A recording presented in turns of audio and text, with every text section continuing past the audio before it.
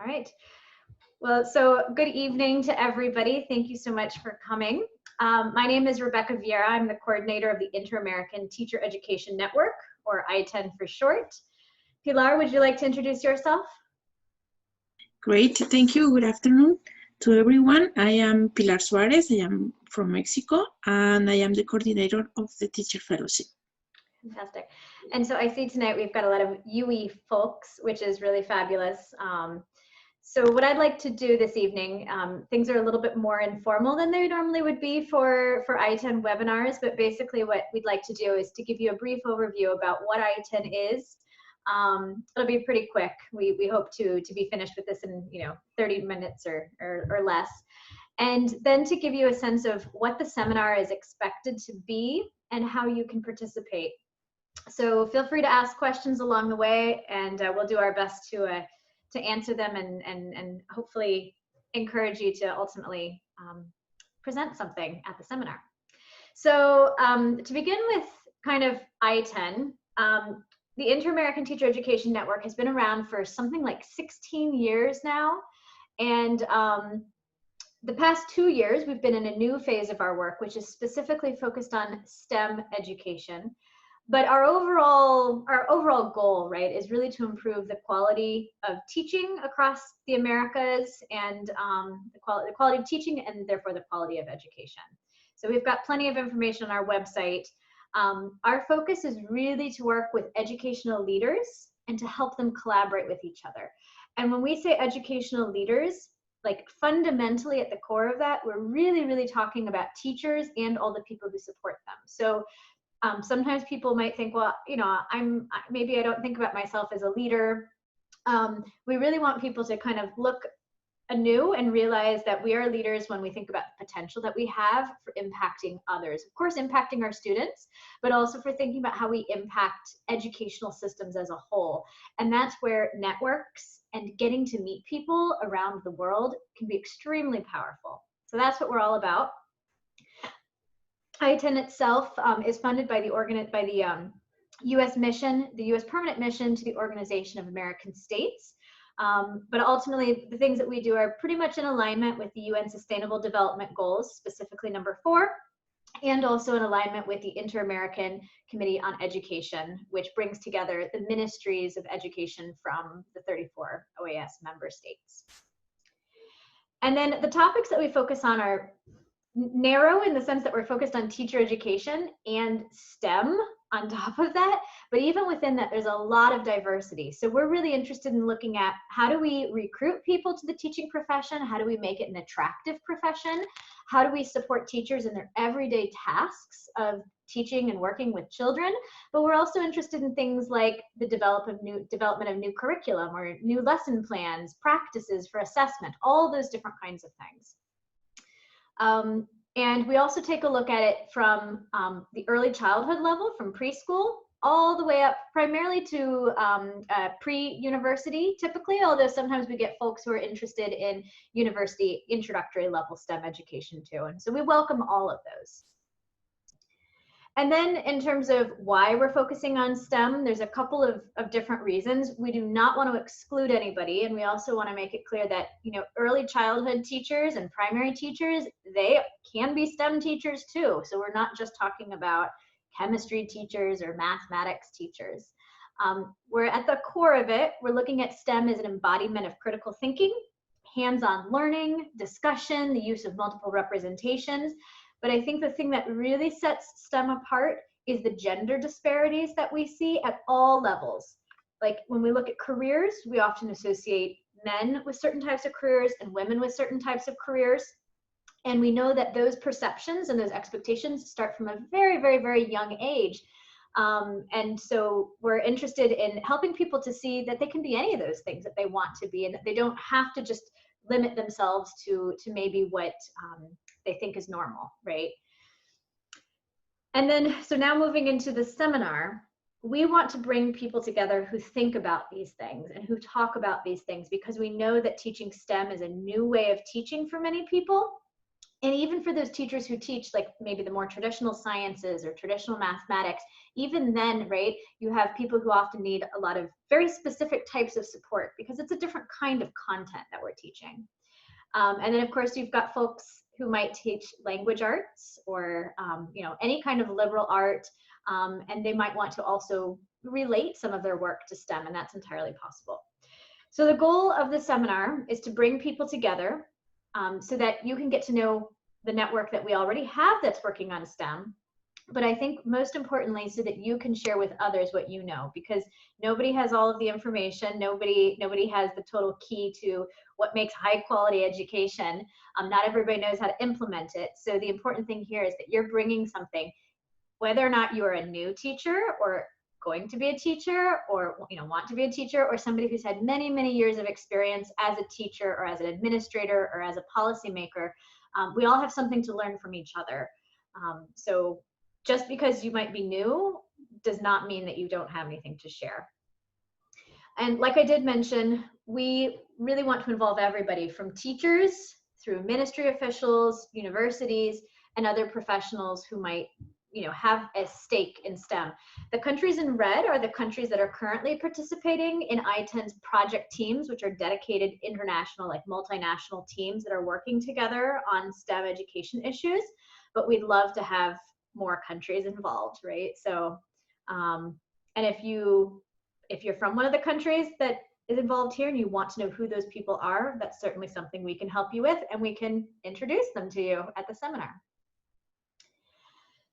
So the seminar itself, I think, is a pretty interesting environment because it's not going to just be like a webinar. The seminar is going to be composed of multiple platforms, one which is called Gather Town, and it's kind of like a video game, and I'll show it to you in a moment. But it's also then going to be connected to certain Zoom rooms, poster session areas, and roundtable discussion areas. So it's a new technology that you'll be learning if you decide to present or decide to come as an observer. But it's not complicated. It really does not need to be complicated. You just need to be able to use a computer and not a smartphone. So there's two ways that you can participate. You can submit a poster. You can also submit a roundtable discussion. A poster is basically a single slide that shares something related to STEM education or STEM teaching, STEM teacher education. And the idea is that there's going to be sessions of 45 minutes each, where people will come and they can stop by and visit you and talk to you. So there'll be a designated period of time when you would need to be there for 45 minutes. Otherwise, we'll try to have your poster up the entire time of the full 2 days of the conference on November 13th and 14th. But you only need to be there for 45 minutes, and that's when people should know to come and talk to you.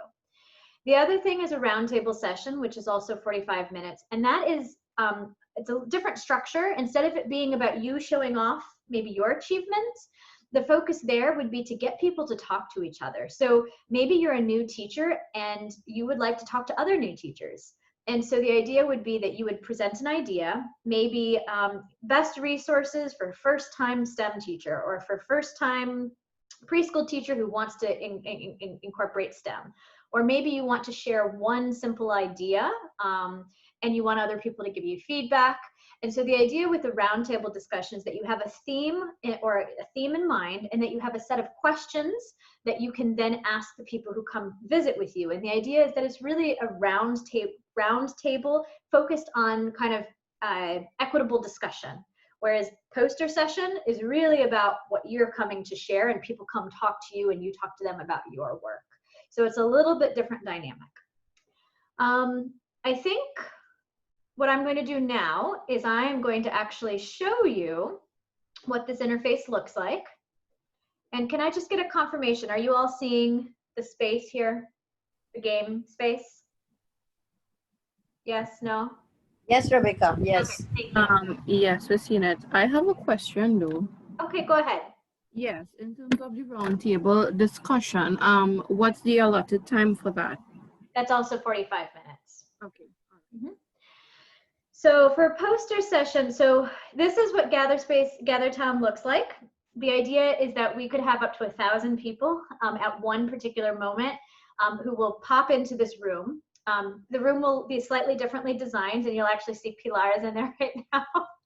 And the idea is that here, if I go up to Pilar, Pilar, stay there. I'm there. I'm here.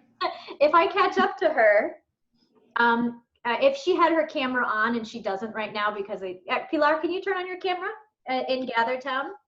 Yeah, I got it. I am. Let's see. I think There is some anonymous. I think so. Okay, yeah, I'm here. I think we can't see your camera because you're in Zoom at the same time and it won't permit it. But under normal circumstances, here I am walking around, and as I get close to Pilar, her camera will turn on and my camera will turn on so that we can talk to each other. And the moment that I step away from her, I won't be able to hear her or see her anymore. So it's like real life interaction, which is lots of fun. And I'm moving around actually using my arrow keys.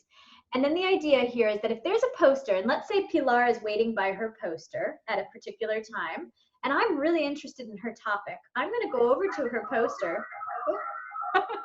You all see her camera now.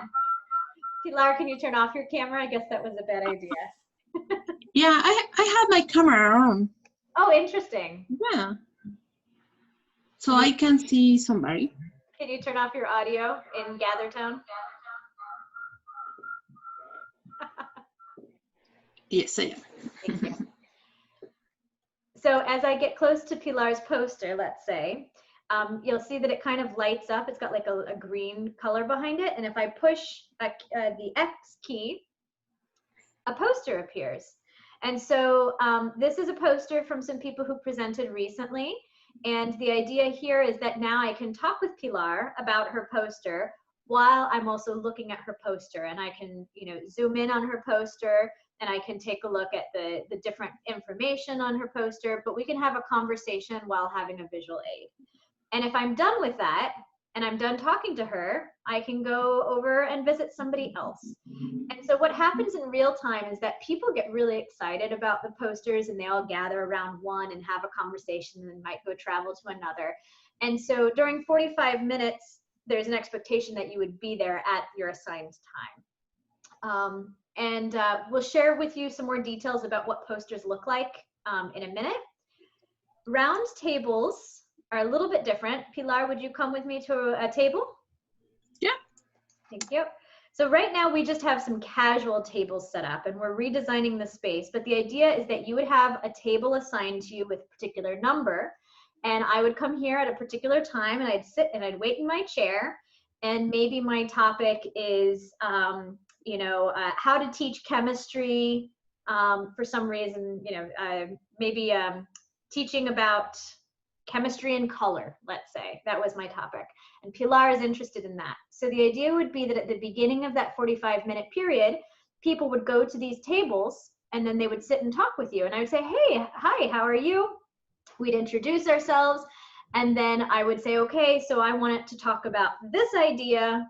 This is the thing I want to hear from you about, and this is what's of interest to me, and here are some questions I have.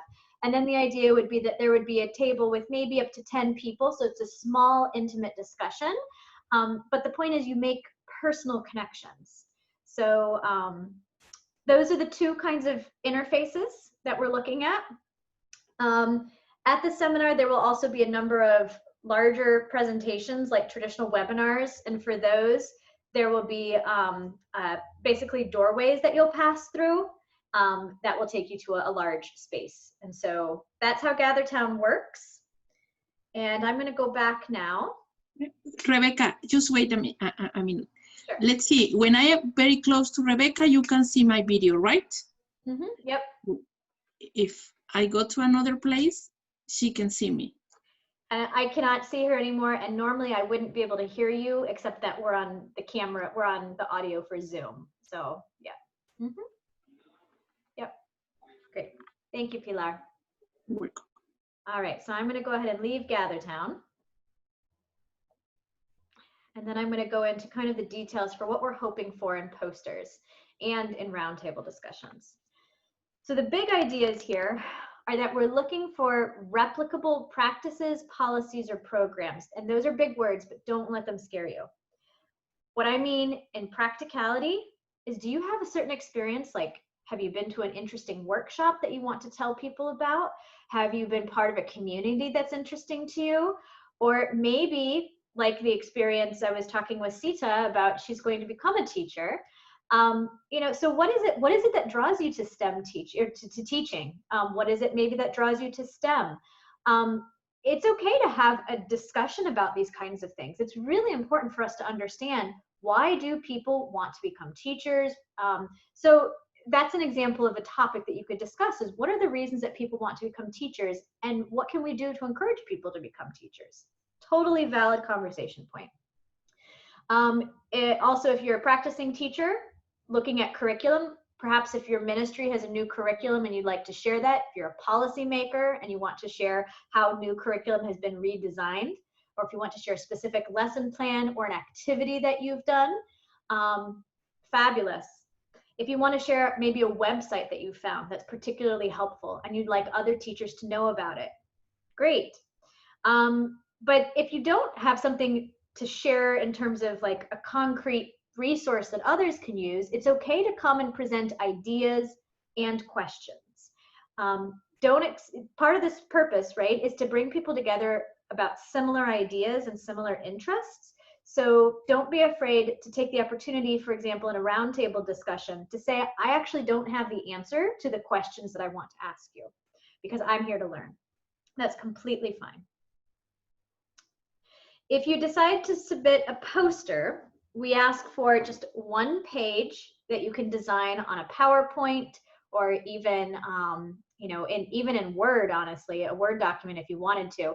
And it just needs to be either in a PNG, an image, or a PDF. So you submit that on a form that we'll show you in just a minute, but it can be a PDF of any size, honestly. I wouldn't make it bigger than your computer screen, you know, just to make it easy to see. But it doesn't matter if it's vertical or if it's horizontal, if it's skinny or if it's thick. It really doesn't matter. But we do strongly encourage you to have a title, that you input your contact information somehow, because the point is to connect people. And so if somebody sees your poster during the time that it's not your poster session, you'd want them to be able to contact you. So put something like your email. We also think it's important that you make it clear what this is about. Is there a big question that this is focused around? Is it focused around a student experience? So include a summary of some form, and then organize your content. We always encourage people to use less text and more descriptive images to tell your story or to share whatever it is you're sharing. And then if you do have any resources that you're trying to share, make sure you include URLs. Don't use hyperlinks, like, that say like my website and that it's linked to it, because that will not, it won't work when somebody's looking at an image, basically. So put www.mywebsite.com or whatever it happens to be. So here's an example of a poster. This was a poster that was shared at one of our recent events by one of our project teams. And they've got some really nice images. Do keep in mind, though, that sometimes these very tiny images can be hard to see with good resolution. So try to make things as big as you can. We always encourage more image, less text, but a balance of that will, of course, be up to you. And then we also encourage you to definitely put your contact information. That wasn't on this one because this was more of an internal presentation to our project teams, and everybody kind of knows each other. But when it comes to a public event, definitely put your contact information. Here's another one from actually one of our attendees today, from Shafina. She's one of our teacher fellows. And so she came and she shared her experience of how does one think about teaching and learning, during remote learning, right? In times of COVID with young children. So she's got some very concrete suggestions and guidance. She's got some pictures of student evidence of work. And she, bolded things to make things stand out. So you don't have to be, think about what you want to say and think about what you want to share, and everything else becomes easy. If you want to do a roundtable discussion, alternatively, we don't want you to create a presentation. We want you to think about the idea you want to present, and we want you to put that in a document. It could be a PDF or a Word document, doesn't really matter, but we want a summary, which is 1 paragraph or so, and 3 to 5 questions that are going to get people to talk. And the point here is to really think about the idea you want to discuss, to be verbally presented, and then think about the questions that will motivate other people to talk with you. So we don't want you to present for 15 minutes and then say, what do you all think?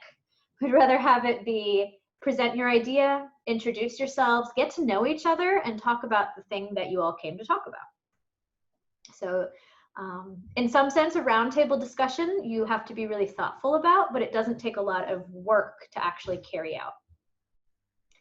This is one example, and this happens to be in Spanish, but the point here, this one here is all, this is a submission from Mexico, and basically identified here, you know, what the topic is. She wants to talk about the STEM preparation for future teachers.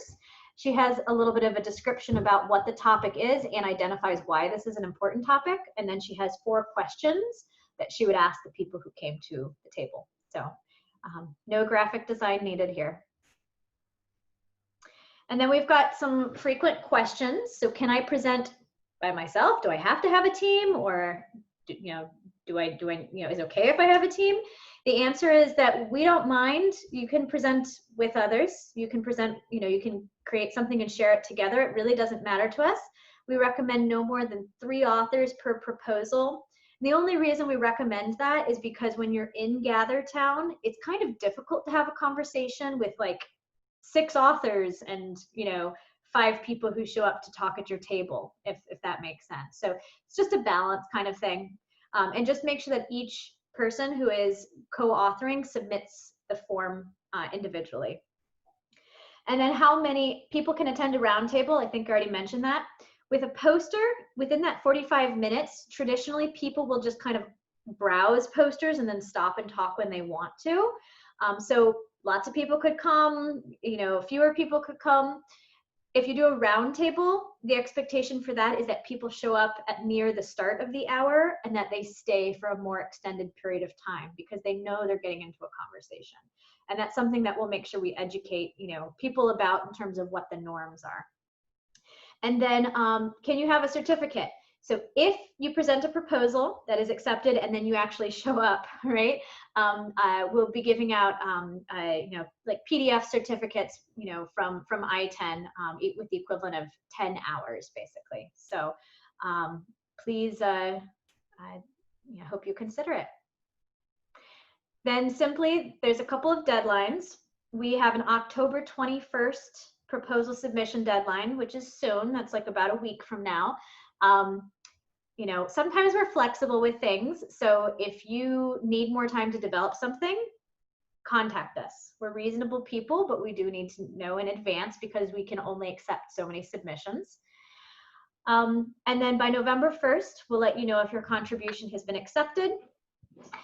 And if for some reason you decide that you can't contribute, but you really do want to come and see the event and participate, you know, see other people's posters, but not necessarily, and see, you know, different presentations, but not necessarily present anything of your own, that will open after November 1st, but that will be limited. So we're giving privilege and priority to those who contribute, because again, our purpose at this event is to help people connect with each other, and connecting with each other requires a little bit of giving as well as taking a little bit, right?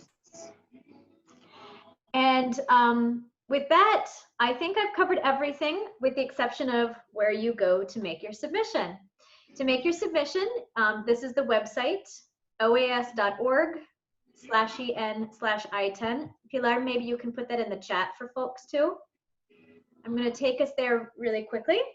The first thing you'll see, it's on a rolling slider, but the first thing you'll see is the virtual seminar. And once it comes back, I'll click on it. And so if you click on that and go to the web page, there's a little bit more information about why you should attend, what you should expect, where it will take place. We have a draft agenda And so this will eventually become populated with all of the presentations, with all of the posters. Your name would be on there, and we'll also be having, in addition to the posters and the roundtables, we'll have links to 3 different Zoom sessions that will be going on, and there will be presenters from all across the Americas, the Caribbean, Latin America, United States and Mexico and Central America. So all Latin America and the Caribbean and United States, possibly Canada. And you can attend any of these things that you would like. Just so that you know, in the rooms that have pink, there will be live interpretation. So the native language is noted here, but there will be live interpretation either into Spanish or into English. During the posters and the roundtable sessions, those will be single language. So there will not be any interpretation, but there will always be a help desk you can go to, and there will generally be somebody we can probably help. You know, if you find somebody's trying to communicate with you and you don't quite know what's happening, you'll be able to find one of us and seek some assistance for sure. And then in terms of making your submission, right here it says submit a contribution. It's a very simple form. It basically describes the things that we talked about today. It describes the template, and it just asks you for your basic information, what kind of contribution you're making, what's the thematic area, select the one that makes the most sense, what education level the focus is, if applicable, the title, your name will be up above, but then any co-authors, and then we ask you to submit it. And it's very simple. You just take your file, click and drag, and then submit. If there's anything else we should know, it's very important, for example, that you let us know if, you know, maybe you're available on Saturday, but you're not available on Friday, or vice versa. And we'll do our best to schedule you during a session that will not conflict with you. So I think that's everything that I wanted to share. Pilar, is there anything I missed? No, I think it's okay. It's everything. Okay, great. I put you the links, but it's in Spanish. Let me put the English one. Okay. That's a good idea. Okay. Let me go ahead and stop and ask, does anybody have any questions or concerns at this point? Now I'm going to let Michelle and Sandra, I see we've got a few more folks who've come in. I'm going to promote you to panelists just in case you want to come on video camera and ask. You're able to do so. Rebecca, can I ask you a question, please? Of course. Good evening, everyone. Joseph Thomas from Jamaica. Regarding the roundtable activity, suppose we are preparing a team for the roundtable activity. We have to make approximately 10 people for one particular table, or suppose if we have more than one topic, can we create 5 members each and put it in 2 tables? So the answer is yes. I'm going to also suggest one other thing to you, Dr. Thomas, and we're doing this for a few other countries and institutions, and it's open to others as well who make the request. Is it's possible to have a session, for example, which might be, if you have a large group of people, Dr. Thomas, it might be possible to do a session where you do an opening on behalf of your institution, like, you know, Jamaica Teaching Council. And then to basically, there's a podium feature that allows you to talk to everyone, to say, welcome, we're so happy to have you here. At these tables, we have, you know, 15 different Jamaican educators, and we encourage you to go and talk to them about this or that, and to identify in advance what those topics will be. So we can arrange for a larger group rather than for a single table. But we still don't want to have more than maybe 10 people per table, just because it's difficult to have a conversation that way. Does that make sense? Yes. And we can design smaller tables as well, if that's something that you think would be appropriate. So we can basically design the space to be as we want it to be. So we're happy to take any creative thoughts. Okay, so Rebecca, I have a question here. Yes. Bhagya Maladi from Jamaica again. Yes, I heard you saying, I heard Dr. Thomas asking a question. So I'm asking that, say for example, we have 5 educators at a table. So the other 5 will be the people visiting our table to have a discussion with us? Is that? Oh, I see. So yes. So yes. So if you wanted to have 5 people sitting at a table and then have additional people coming, that would be fine. It almost sounds like what you want is maybe a panel. Yes. Yeah. So if you want to do something that's more like a panel, there's a possibility to do something like that. I'm not sure if, I think let's talk offline about what you're thinking about, and I'm sure that we can probably make something happen. I'm just trying to determine whether or not it would be better to do that in a Zoom room or to do that in Gather Town space. Okay. So send your proposals or your ideas my way. Mhm. I mean, so in truth, the thing is that these tables, right, the seats, you can move around them. And if there are 5 seats, it doesn't mean that more people can't join the conversation. We just behind the scenes have to design the map so that more people can listen in from a larger space around it. Okay. Okay. I hope Yes. that answers your question. Yes.